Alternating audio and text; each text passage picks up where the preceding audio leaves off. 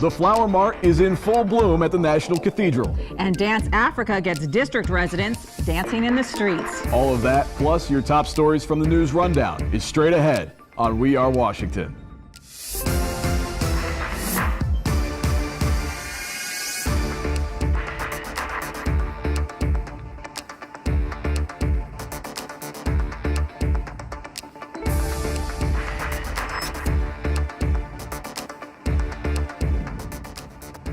Welcome to We Are Washington.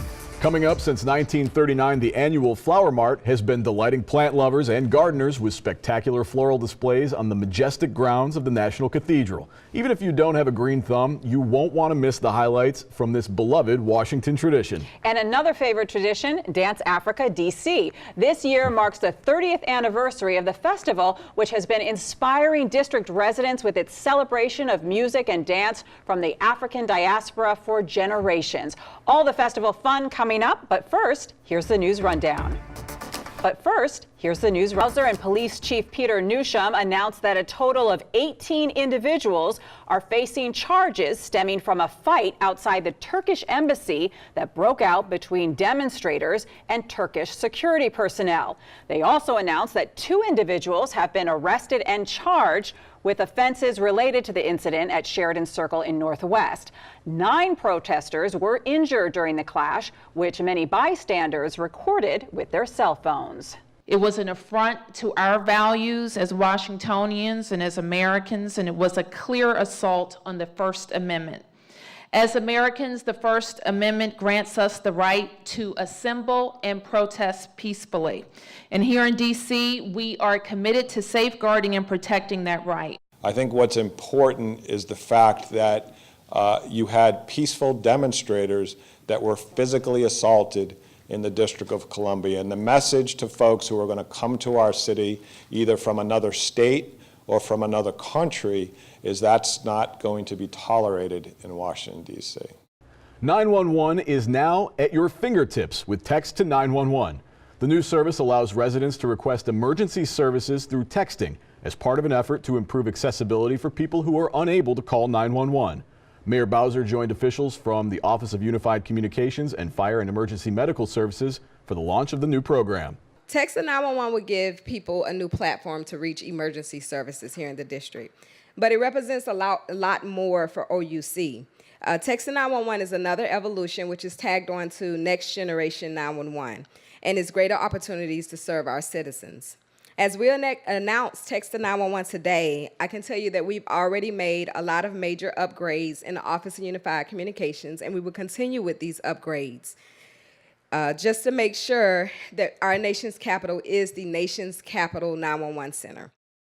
The Great Graffiti Wipeout 2017 is underway in the district. The 8-week campaign by the D.C. Department of Public Works aims to remove illegal tagging, graffiti, and posters all over the city. Along with the kickoff of the Graffiti Wipeout, Mayor Bowser announced the expansion of Murals DC. The initiative replaces graffiti-ridden walls with original works of art. DC is using smart technology to help care for 8,200 recently planted trees in the district. Mayor Bowser introduced a new tree watering application during a community walkthrough in Ward 6. The new DC app enables users to locate trees in all 8 wards that need watering and to report trees in need of care. We believe that a city where trees can succeed is a city where its residents can succeed too. So to support that, we've created a tree watering app to help people identify the trees near their home, near their residence, or where they might recreate that need a little bit of additional watering support. Couldn't be easier to use. You go to treewatering.dc.gov, hit the locate button, and it'll pull you to your location and show you the trees near you that'll benefit from a little additional watering. The launch of the tree watering app is part of Back to Basics DC, a celebration of the day-to-day work that keeps the city moving forward. You can follow the program on social media using the hashtag BackToBasicsDC. Residents in Ward 7 are celebrating their fully modernized recreation center just in time for summer. The Kenilworth Recreation Center reopened after undergoing a $17 million renovation. The new facility features a gym, fitness center, outdoor pool, and lots of amenities like a bicycle repair station and electrical vehicle charging station. The rec center also boasts a boxing room where Mayor Bowser put on some gloves and showed off her skills, and a decent right hook. 1, 2, 3, 4.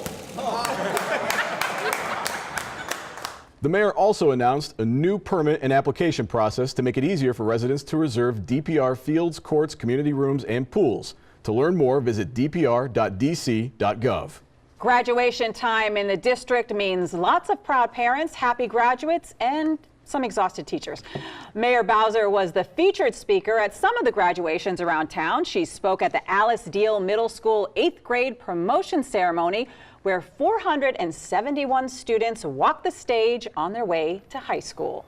The mayor also attended the Ballou Senior High School graduation. Plenty to celebrate at Ballou. The entire 2017 graduating class set the goal and pushed themselves and each other to ensure that their entire class was accepted to college. Give our graduates a round of applause. The success of this year's graduating class at Ballou is inspiring the entire community and has many around the country looking to Ballou students for answers on how to improve graduation rates nationwide. Opportunity Nation, a bipartisan national campaign to expand economic mobility along with American Promise Alliance and the Urban Alliance, co-hosted an event called Restoring the American Dream. Ballou students, staff, and parents joined city officials and policymakers to share their story of overcoming challenges and achieving their goal of having all 190 students in their graduating class heading off to college. One of the things I think it says that anything is possible.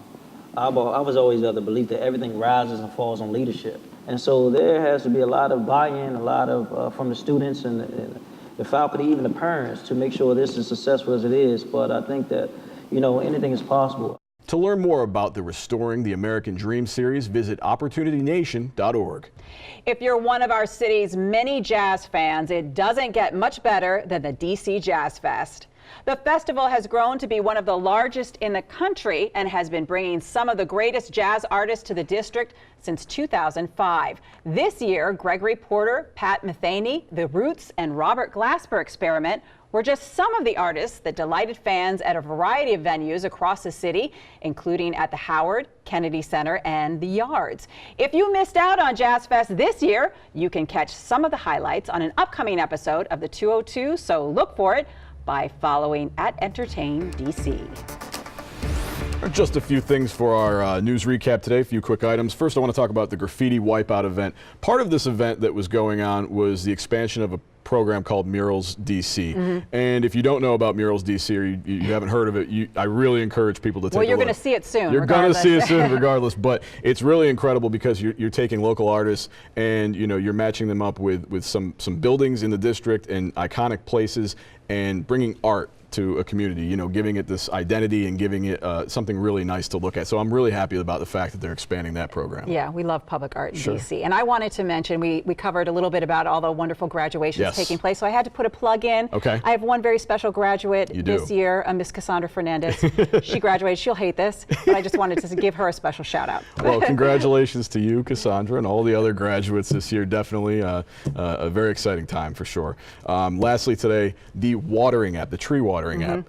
This is just really interesting to me, and when I was reading about it and learning a little bit more, I had to download it. Yes, I had to go check out the phone and look at the app itself because it's really interesting that you can literally zoom in on any tree, on any block, in any ward in the district, and identify that tree as needing some sort of care or water, and there will be a response to it. The city will respond to that. I think that's incredible. It's interactive, and it's helping the environment, and it's helping people, enrich their community too. Great to see how smart technology can really have an impact, because and a lot of trees in DC, so beautiful, but a lot of them in need of care. So it's great that they'll get that information. Yes. Still plenty ahead on We Are Washington. We'll show you some of the unforgettable sights from this year's Dance Africa DC. And after the break, it's a celebration of the great outdoors at the 2017 National Cathedral Flower Mart.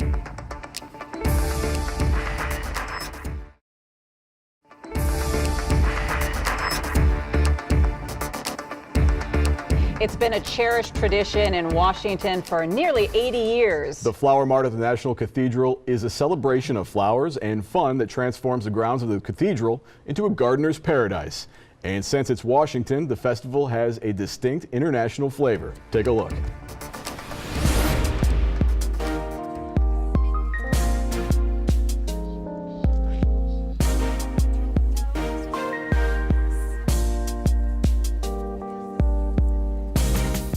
We're here at the Washington National Cathedral today for the National Cathedral Flower Mart. It's a flower show that is known across the district. It's been happening for 78 years now. I'm here with Carrie Tidings from All Hallows Guild, who's kind enough to join us to explain a little bit about the show and tell us what we're going to see here this weekend. So thank you so much for joining us. Nice meeting you. Nice to meet you too. Thanks for being here. Thank you. Yeah, so the Flower Mart. It's called the Flower Mart, but we're going to see a lot more than that, right? Tell me a little bit about what happens. You're right. There's so much more here at Flower Mart than just flowers. Now, there are premier plants selling incredible flowers, plants, and herbs, but there are also children's rides and games, incredible embassy floral displays. There is an art show year to year, and just lots of food, fun family stuff going on here. So names can be deceiving a little bit sometimes, Absolutely. right? We have something for everyone here, and it always happens the first week of May, so it's the perfect time to come pick up something for your mother or the mother in your life. It really is a wonderful event that benefits the organization that serves as stewards to the gardens, grounds, and woodlands here for more than 100 years. And that's All Hallows Guild. That's All Hallows Guild. Okay. We are the volunteer-led group that serves as stewards to the 59 acres of gardens, grounds, and woodlands that surround our beautiful cathedral here. That's a lot. Now, when you come to visit the cathedral, you see that there's garden space, but that sounds like a lot more than you'd even imagine when you come up here to visit. There is a huge amount of space here, and it is open and free to the public, so we really do hope that people come and use it as an oasis, a sort of break from the hustle and bustle that DC is.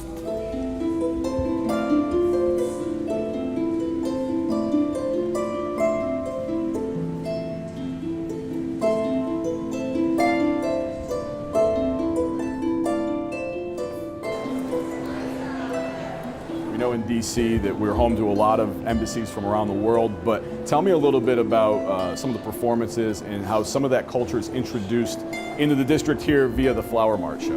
Well, even with the food, there's all kinds of international food. There's the international floral displays that this year we're having 18 embassies participate in, but there are also performances from dance to song that encompass a variety of different nationalities. Okay, what are some of the embassies we'll see up here this year, you think? So I know that there's a Thai dance group, and I also know there's another Asian singing group that will be performing both on Saturday and Friday. That's interesting. See, that's one of those things that you can see here in Washington, D.C. You know, that makes us unique here in D.C. Well, and it's been interesting because we partnered up with Passport DC, and we are a stop on the Passport DC Embassy Tour. So it's a great way to sort of bring in a different group of tourists. Absolutely.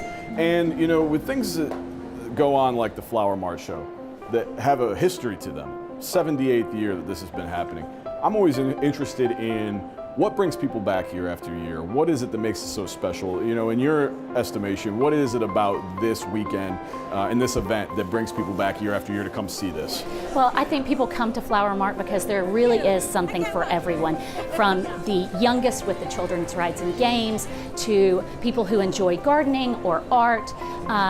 There are wonderful cultural experiences to be had at every point throughout the weekend. So tell me a little bit about this display that we're standing in front of right here. Where is this from? What are we seeing? So the Hong Kong Embassy created this incredible floral display, and what you'll see with each of the embassy pieces is that they use native materials, they use plant and floral material that sort of encompass their geography, their iconography, and the spirit of that country.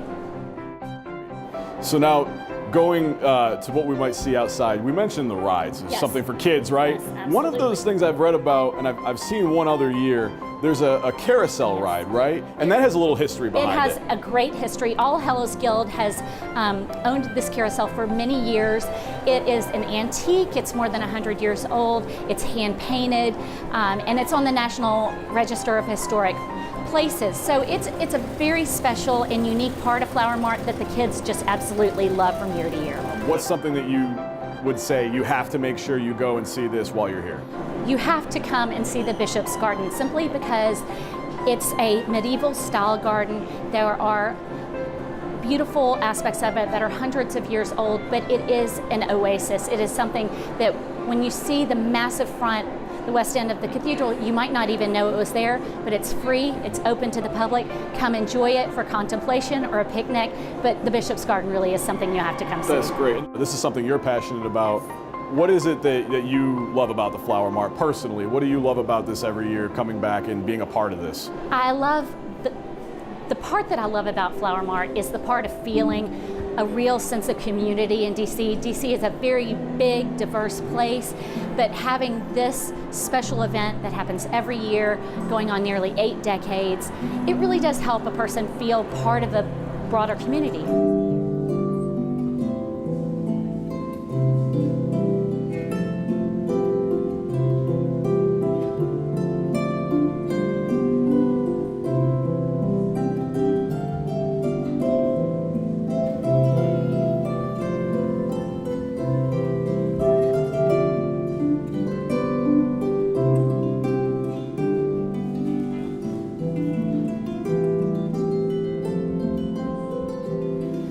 Such an incredible event, so much to look at. Like we said with the international flavor, there's a lot there, and it's incredible it's been going on almost 80 years, you know?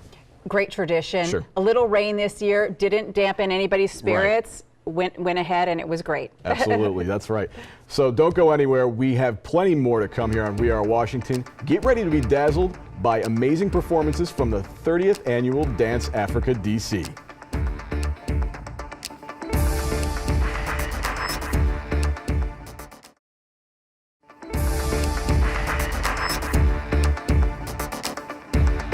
This year marked the 30th anniversary of Dance Africa DC.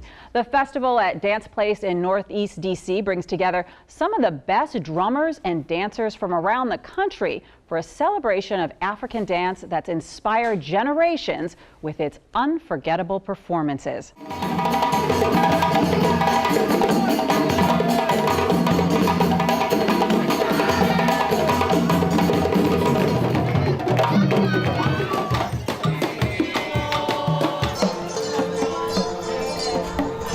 This is our 30th annual Dance Africa DC Festival. We've grown the festival over the past 30 years. Happy that we can be here still having this festival.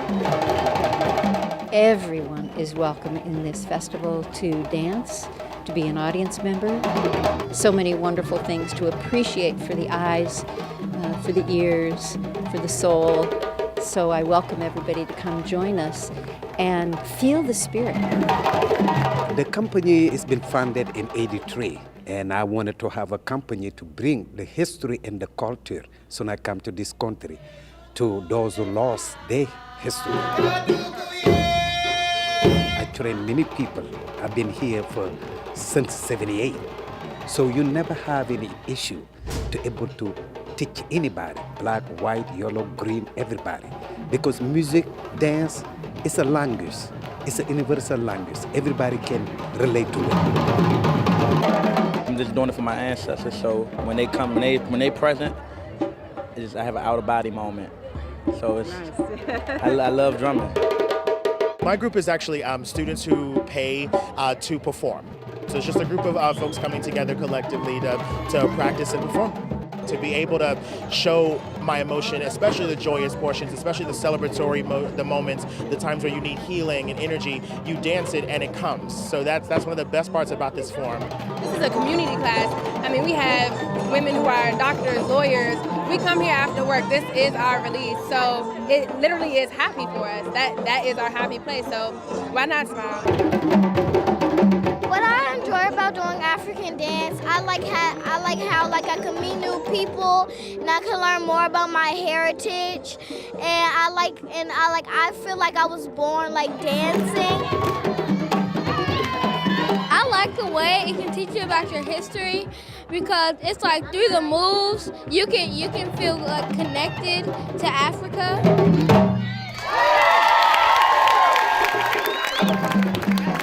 They have so much talent, and it looks like they're having so much fun when they're doing that too. When you hear the music and you see all of that, you want to kind of dance along and get involved, but then I stop very quickly because I realize I don't have those moves. You never know until you try. No, I don't. Plenty of classes at Dance Place. I'm going to sign you up. Okay, all right. I wanted to briefly mention that the founder of Dance Africa, a man who really inspired so many generations of African dancers, Chuck Davis, he recently died. So this festival was really in his honor. A lot of people mentioned him, thinking about him, and such a great tribute. His spirit definitely lives on, and that's just about all the time we have for this show, but we do have time for one last thing.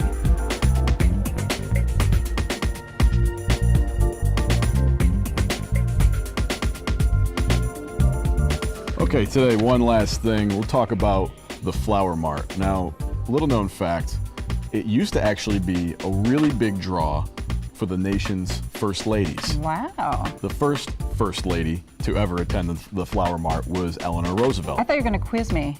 I can quiz you on the rest of the first ladies that showed up there. So in the years after, many others showed up. It became a tradition for a while, but I guess after the 90s, the mid-90s, it stopped being so much of a tradition. So you had 8 first ladies in total who visited the Flower Mart, and it was always well publicized, and it was a big part of the event. You had Edith Wilson, Bess Truman, Mamie Eisenhower, Pat Nixon, Lady Bird Johnson. The last one. Well, Lady Bird, obviously, she had to be there with her interest in all things outdoors and gardening. Of course, absolutely. The last one, do you want to take a guess on the last first lady who was to attend the National Cathedral Flower Mart? Any guesses? Barbara Bush. That's a very good guess. I peeked at your notes. Oh, no, that's not I cheated, good. yes. Maybe this is a tradition we want to revisit. Who knows? I think they should. I think they should. It's a fun tradition that they had. So anyway, first ladies used to go all the time. Well, that really does it for this edition of We Are Washington. We'll see you next time.